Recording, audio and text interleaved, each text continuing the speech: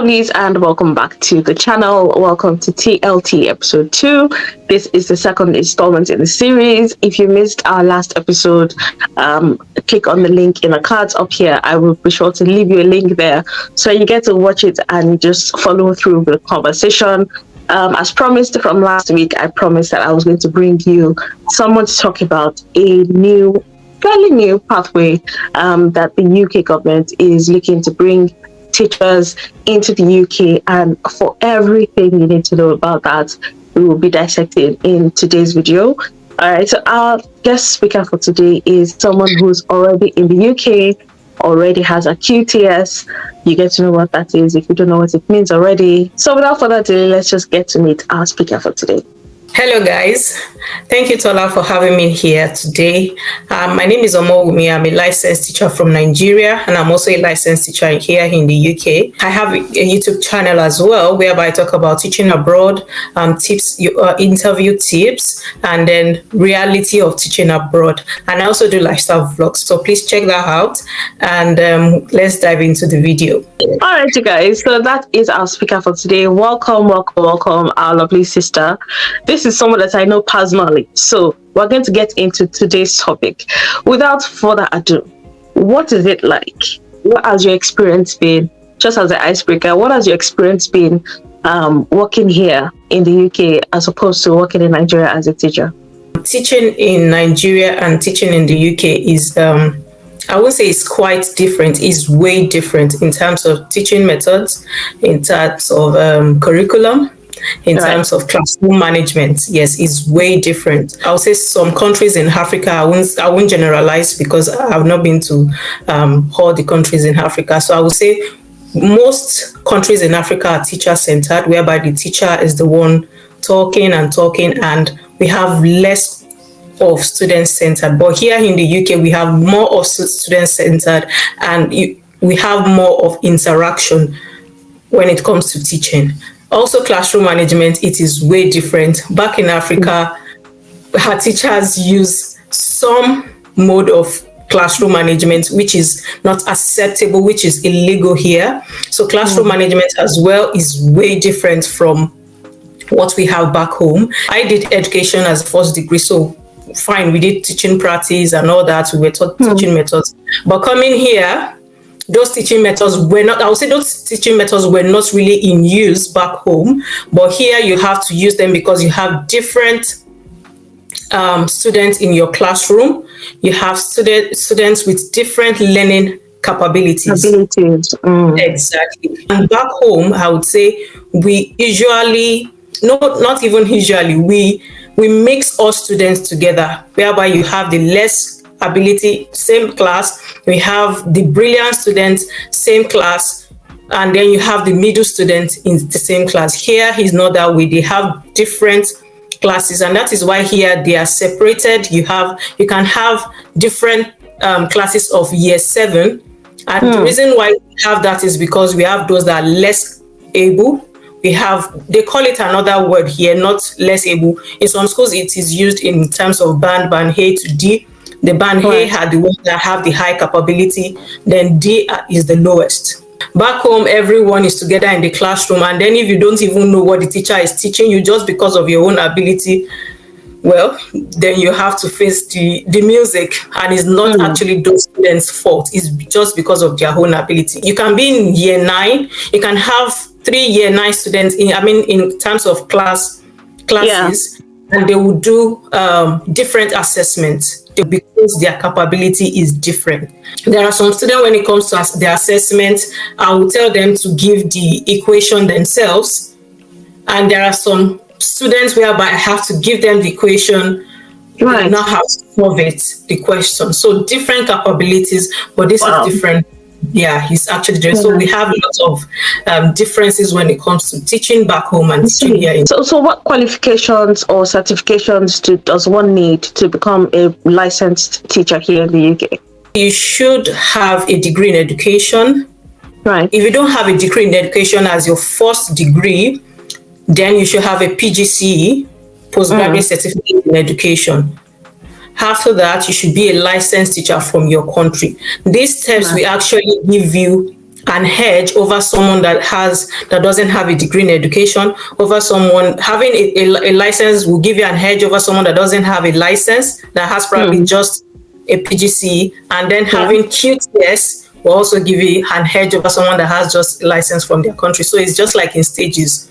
It's not that it's not possible for you to get a job with just your degree in education, but you should know when you're certified in what you do, then it makes the job application easier. So what's the process of getting a QTS? I believe you have yours already. So just walk us through the process of getting or obtaining a QTS. There are different routes to get QTS here in the UK. Meanwhile, I would like to start from here. In the UK, there are 4 countries. We have England, Wales, Northern Ireland, and we have Scotland. Now, QTS is only used in England and Wales. Right. For Northern Ireland and Scotland, they have their own license, which is called GTC. So we have GTC Scotland, GTC Northern Ireland. That is their own teaching license. So just for example, as I am a qualified teacher here in England, if I'm going to Scotland, I have to register with their education council before I can teach in Scotland. Right. So now, getting a QTS in the UK, because in England is wild and Wales is wild, that is why QTS is like a main thing. And then you can use it in Northern Ireland and Scotland. You just need to register with their council. So getting this has different routes. You can get it through the assessment only route, which started last year for England and Wales. You can also get it through PGC with QTS, 1 year PGC with QTS. We have PGC without QTS, so you have to be careful when you're trying to sort that. Yes. And you can also do a 3-year course degree. Here in the UK is 3 years. And then after that, you would get your QTS. You can also, there's another route whereby you get a job as an unqualified teacher. You teach in a school. The school can sponsor you for your QTS. You get paid as a qualified teacher, and then when you get to your QTS, you move up to that scale. Okay, and is that common here in the UK? Is it something that you readily find that schools will sponsor you to get your QTS? Yes. Right. All right. So, what are the steps for applying for jobs or teaching jobs here in the UK? Applying for teaching jobs here in the UK, we have lots of agencies that does that for schools. If you apply through school, you might get, I'm not disputing that, you might get, but the schools rely on the credibility of recruiting agencies a lot. Right. So, and there are lots of them. So you can apply through this recruitment agency. They will do their own pre-interview for you. After that, they will send your CV to the schools, talk to the school on behalf that, okay, they've interviewed you, you are qualified, you're good.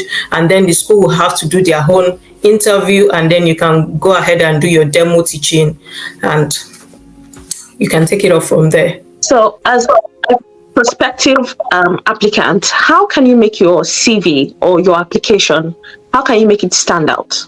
You can make your CV stand out by going through your CV all over again. I would say first thing is research. And that is why we have platforms like this, just for you to know about all these things. I've seen different kind of CV lately, and I would say a CV back home or from outside the UK is way different from the template they use here. For CV back home, I've seen gender, I've seen NI number, I've seen COVID-19, I've seen sponsorship needed. You don't. These things are not needed on your CV. It can. It will put you off when they say all this. You don't need your NI number. You don't need all these things on your CV. Right? When you put sponsorship needed already on your CV, then that's already, even if I'm the recruiter, I'm not going to look at it. That means I'll just put it aside and look at other CV. So then there's a template for CV here, just like I said. Some it has to be arranged well. Some CVs are not arranged properly. Some will put the work experience at the last, in which your work experience should come after your professional summary. Yes. after your professional summary, they want to look here in the UK. Experience matters a lot. In fact, before they check your education, they will check your work experience. They want to see if you have, they want to see if you have what they want. Qualification, the qualification. Then they will now, okay, with your experience, they will now check your education. Okay, this person has this, and then CPDs are also very important. Continuous professional development, very important, very important. And I would say teachers from back home, they don't take this serious. Even if they have, I've checked some people's CV, and then I will see 2014 CPD in 2024. That is outdated. Here in the UK, we do continuous professional development. We renew it every year. In fact, when my agency reminds me of that, that's the question I was going to ask you, because I'm really big on people moving like a career ladder. I'm very pro what's next. I'm not just about, I try to tell people, as soon as you get into somewhere, look for something like a top up, because I feel like a lot of people tend to be complacent. Like when you get into a job, the ease of, oh, I'm employed now, let me just work, let me teach. It's not just enough. You need something extra. So what kind of opportunities or development courses should teachers who are currently working here in the UK, what kind of courses would you advise them to go for? Or, what kind of top-up courses are available to teachers here in the UK? Yeah, I would say every teacher should be on top of their game, and it might not be easy because we work Monday to Friday, and then we have just 2 days to ourselves, but we should be on top of our game. These certifications are renewed every year. Especially some is few that you would see 2 years, especially safeguarding level 1 and 2 is renewed every year. Prevent training is renewed every year, just for you to keep to be aware of the information, because safeguarding is big in this country, very big. In fact, it's number 1. There's a department for that in each school. We call it the safeguarding department, and they have designated staff for that. So safeguarding is big, and they want to keep you aware of every information, every new information going on. So you should keep yourself updated with this, and you should also know recent CPDs you have to do. Recently, cybersecurity has been added to CPDs teachers has to do here in the UK. Because everyone's digital now. Yes, cyber security is, in fact, it was a few weeks ago, my agency sent that to me that I have to get that done. So cyber security is there, safeguarding is there, prevention training is there, cyber bully is there, leadership training is there. For my last question, and I know it's kind of a bit sensitive, but I just want to put this question out there just in case it's on the mind of anybody watching. As a foreign teacher here in the UK, what are some of the challenges that you faced, and how would you advise anyone who is looking to get into the teaching line to navigate these issues? Well, I would say every job has come with its own challenges, but teachers coming from Africa might face 3 challenges. One is classroom management, like I said earlier, teaching methods, and then 3 can be in terms of safeguarding. I pray anyone would not be in trouble. I've heard recently that some teachers, as they are in trouble because of safeguarding, because we don't know what we're expected to do. In terms of safeguarding, you have to be very careful. In fact, someone asked me recently, between a care worker job and a teaching job, which one is, which one? Yeah. Which is more risky. Exactly. And I told the person that, in fact, I cannot, because they are the same. And she was like, oh, really? I said, yes. Because in school, you write reports. What happens in your classroom, you can't keep it till next week and say, oh, and tell your safeguarding department I forgot. It's not possible. You have to, in fact, there are some cases you have to do it right there in the classroom. If a student tells you something disturbing, even in fact, this will come up in your interview. If a student tells you something disturbing, you have to get it to your safeguarding department. As soon as possible. As soon as possible. You won't say the student will ask me, confiding. There's no confiding anything here. Yes, you won't say, oh, the student asked me not to say about it. The student want to keep it as a secret. Keep it private. Keep it private. No. That is why even if your students ask you, promise me, you keep it, tell the students, no, everything will be fine. Yeah, you cannot. So in terms of safeguarding, you just have to ask questions. That is what I tell people, ask questions. If you don't understand anything, it is best for you to ask questions and then document, so that when issue arises, you would have proof that, okay, there was a time on 5th of June 2024. And it was documented. Exactly. Classroom management back home. If you can hear the sound of your teacher's shoe, your class will be quiet. But here in the UK, you are even standing in front of them. You are invisible. So I would say how you can manage that is different schools has different classroom management policies. And policies. Yes. When you get the job, they will put you through some training. So you have to learn that okay, in this school they use probably C1, C2, C3. And here in the UK, I faced this when I started teaching. You cannot punish the whole class. Right. We don't do that here. There's no general punishment. Yeah, there's no general punishment. But back home, I can remember there was a time it was just one person that put all of us in trouble and we were in for it. So here you don't punish everybody in the classroom. The person that has done something wrong will face the music. And here in the UK, we have detention. They don't like detention, break detention, lunchtime detention, after school detention, these things. And before you can give them detention, you can't just say, oh, you're talking, that's detention. No. They move through. There has to be cause. Yes, they will move through 4-point plan whereby you give them the first warning. Oh, you're talking. For example, I'll use my name because Wumi, you're talking. That's the first warning. Then second point, that's the second warning. Then you can give a red stamp. Some schools use a red card. Some schools use C2. And after that, you allow the student to go outside. You can send them out, give them time to make a right choice. You can go and meet them after 5 minutes. Are you ready to make a right choice? Do you want to come back in? If they come back in and then they are still disrupting or disturbing your classroom, then you can grant them detention or get the on-call team. There's something called on-call team. That is I'll say that is their own job. They walk around the classroom to pick students that are disturbing your classroom. And then you can take them for detention. So you can see it's in stages. You can't just say, oh, you're talking, then get out. We tend to say we use the British curriculum. I would say no, because the curriculum is different. Yeah, the curriculum is very different. Yes, it's very different. We use, just like I said earlier, it depends on your students' capabilities. What you use to teach a special needs student is different from what you would teach. The teaching method you will use to teach a higher capable student. So lesson planning also, you can face that challenge. Ask questions. You will have HODs. You will have colleagues. That is why when you come here, don't isolate yourself.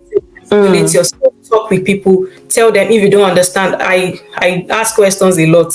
I don't understand this, and then some will put you through. And if they are not even putting you through, you might face that. You find someone that can put you through. You can research online. He decided not to put you through. You can research online. Everything is online. Even the British curriculum is online. It's on gov.uk. You can check that. Yeah. Before coming into the UK, so you'll be fine. Wow.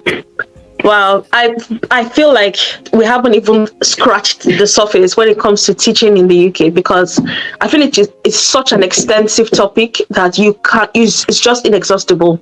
I have a couple of ideas in my head, and I would definitely be inviting you to come back and talk about, different things. Off the top of my head, I would like to know the different categorization of students. What makes you categorize different children, and how it is coming from Nigeria, for example, that's where we are from, and coming into here, what are the criteria? What are the stages? So things like that. That's what I will be calling you back here for. Thank you so much for your time here today. I want to believe that everyone who has watched up until now has had value for their time. I would implore you, if you have made it to this point in the video, if you are looking for information like this, Wumi holds a live session every Sunday from 7 to 8 on her channel. She talks about different topics like this. She also does cooperations with some of our colleagues in the field. So you're not just hearing from her, you're hearing from other people who are going through different things in the teaching sector as well. So if you are looking for content, rich content like this, head over to Omo's channel.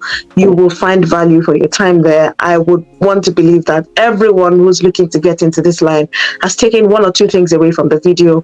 Thank you again, Wumi, for coming on the channel today and for impacting us with your knowledge. This is my sister from another mother. I know her personally. I see her every week. So I know what I'm talking about. I did not bring you rubbish. I did not bring you rubbish. So you guys, thank you so much for watching this video. If you found anything of value in it, please do want to click on the like button. It does a lot to help my analytics and also get other people to see this video. Thank you again, Wumi, for coming on the channel. I really appreciate it. Thank you so much. Bye, everyone. Bye.